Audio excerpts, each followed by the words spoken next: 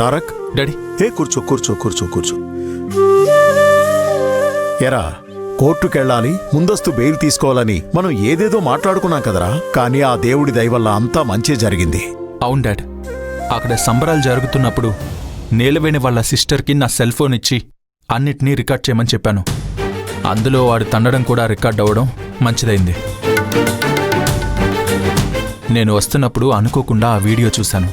అందుకే వెంటనే నేను తిరిగి వెళ్ళాను. కానీ కారు టైర్ పంక్చర్ అయిందని ఎందుకు చెప్పావు?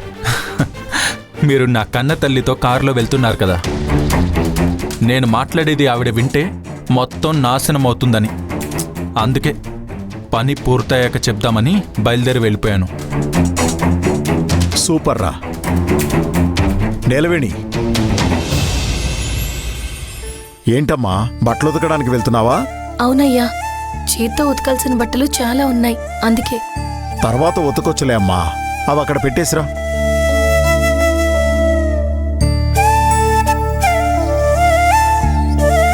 చెప్పండి అయ్యా. సంతోషంగా అమ్మవారి పండగ చేసుకోవాలని వెళ్తే ఇంత పెద్ద ప్రాబ్లం వస్తుందని నేను అస్సలు ఊహించలేదమ్మా. దేవుని దయ వల్ల ఏ ప్రాబ్లం లేకుండా అంతా క్లియర్ అయిపోయింది. అవునయ్యా, నేను కూడా ఇలా జరుగుతుందనుకోలేదు. ఆ రుద్రపతి మన కొబ్బరి తోటలో కొబ్బరికాయలు దొంగిలించినప్పుడు పోలీసులకి పట్టించాను కదా, ఆ విషయాన్ని మనసులో పెట్టుకుని ఇంత దారుణంగా నా మీద పగ పెంచుకున్నాడు. దొంగ వెధవా, వాడో హంతకుడు. ఆ హంతకుడికే కదా మన కొబ్బరి తోటను అప్పగించారు. రేయ్, అవన్నీ మీ అమ్మాయి కదా చేసింది. త్వరలో మంచి వాళ్ళని చూసి వాళ్ళకి తోటను అప్పగిద్దాం. రే తారక్, నువ్వు కనుక కరెక్ట్ టైంకి ఆధారాలతో ఆ రుద్రపతిని పోలీస్ స్టేషన్కి తీసుకెళ్లకపోతే నీలవేణి మీదే ఎఫ్ఐఆర్ చేసేవారు. ఈ పాటికి పెద్ద ప్రాబ్లం అయిపోయేది. అవునయ్యా. అయ్యా, మీ ఇద్దరిని పోలీస్ స్టేషన్ నుంచి వెళ్ళమని చెప్పడానికి ఒక కారణం ఉందయ్యా. జరిగిన సంఘటన అనేది నా ఇంటి సమస్య. దానికి మీకు ఏ సంబంధం లేదు. అనవసరంగా మిమ్మల్ని అందులోకి లాక్కూడదు. పైగా మీరు అక్కడే ఉన్నారంటే అమ్మగారికి కోపం ఇంకా ఎక్కువ అవుతుందని అనుకున్నాను. అందుకే మిమ్మల్ని అక్కడి నుంచి వెళ్ళిపోమన్నాను. కానీ నిన్ను నీ కుటుంబాన్ని అలా స్టేషన్లో వదిలేసి వచ్చేటప్పుడు నాకు ఎంత బాధగా ఉందో తెలుసా? నేను తారక్ కోర్టుకెళ్ళి ముందస్తు బెయిల్ కోసం ట్రై చేద్దామని ప్లాన్ చేసి అక్కడి నుండి బయలుదేరాం. అదంతా లేకుండానే తారక్ నిన్ను కాపాడాడు.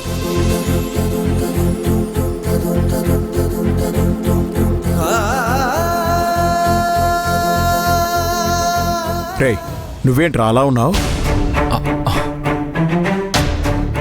ఆ రుద్రపతి నా కన్న తల్లి. రే, ఏంట్రా, కొంచెం క్లియర్గా చెప్పరా? ఏం లేదు డాడీ, నథింగ్ నథింగ్. సరే సరే, బాయ్.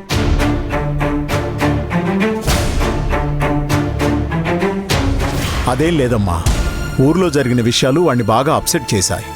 కాసేపట్లో అంతా సెట్ అయిపోతుంది. నీలవేణి, నేను చాలా సంతోషంగా ఉన్నాను. ఎందుకో తెలుసా? ఎందుకయ్యా? ఎందుకంటే ఇప్పుడిప్పుడే వాడు పాత తారక్లా మారుతున్నాడు. తన చుట్టూ ఉన్న వాళ్ళకి ఒక ప్రాబ్లం అంటే అది ఎంత పెద్ద ప్రాబ్లం అయినా ఎదురెళ్ళి సాల్వ్ చేసిన తర్వాతే మరో పని చూసేవాడు.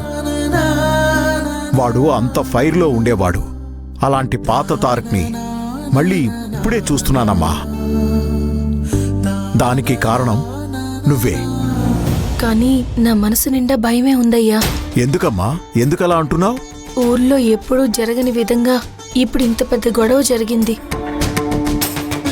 అమ్మమ్మ, నాన్న, చెల్లెళ్ళు అందరూ అక్కడే ఉన్నారు.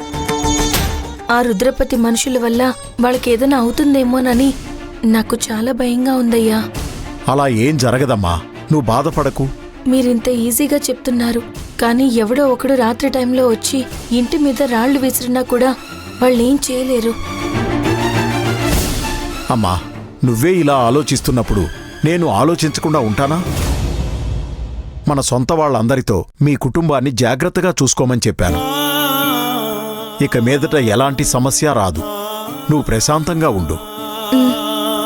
నీలవేణి, అలానే నీ చేతులతో స్వీట్స్ చేసి అందరికీ ఇవ్వు. అలాగేనయ్యా.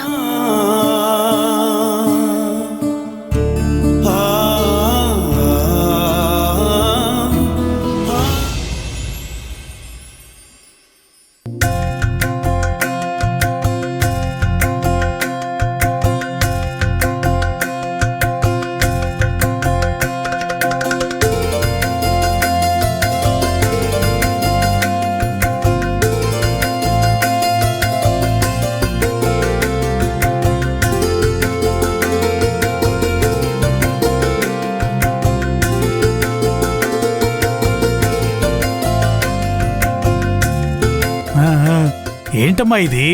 వాసన అదిరిపోతుంది. పక్క వీధిలో ఉండే వాళ్ళని కూడా ఇక్కడికి లాక్కొచ్చేలా ఉంది ఈ వాసన. ఏంటమ్మా ఉదయాన్నే ఏదో స్వీట్ చేస్తున్నా? కేసరి చేస్తున్నానన్నయ్య. ఓ, కేసరీనా? నాకు బాగా ఇష్టమైన ఐటెం. ఏంటమ్మా, ఏదైనా విశేషమా? అన్నయ్య, నిన్ననే మహేంద్రయ్య గారు చేయమని చెప్పారు, అందుకే ఉదయాన్నే లేచి చేస్తున్నాను. ఓహో, అయ్యగారు చేయమని చెప్పారా? ఇలా డైలీ ఒక ఐటెం చేయమని చెప్పారనుకో, నేను ఆయన పేరు చెప్పి బాగా తిని సంతోషంగా ఉంటాను. ఏమంటావమ్మా? మీకేం కావాలో చెప్పండి అన్నయ్య, నేను చేసి పెడతాను. నువ్వు ఇలా అనడమే నా కడుపు నిండిపోయినంత సంతోషంగా ఉందమ్మా. అన్నయ్య, ఎవరో వచ్చారు, వెళ్ళి చూడండి. ఈ టైంలో ఎవరొచ్చుంటారు? మనం తినాల్సిన కేసరిని ఎవరో షేర్ చేసుకోవడానికి వచ్చినట్టున్నారు. నేను వాళ్ళకి అవకాశం ఇవ్వకుండా అట్నుంచి అటే పంపించేయాలి. అన్నయ్య, వెళ్ళన్నయ్య. అలాగేనమ్మా. జ్యోతి, అన్నయ్య. రామ్మా జ్యోతి, బాగున్నావా? బాగున్నానన్నయ్య. అమ్మా నీలవేణి, ఉమ్, మన జ్యోతి వచ్చింది. ఓ అవునా, ఇదిగో వస్తున్నాను.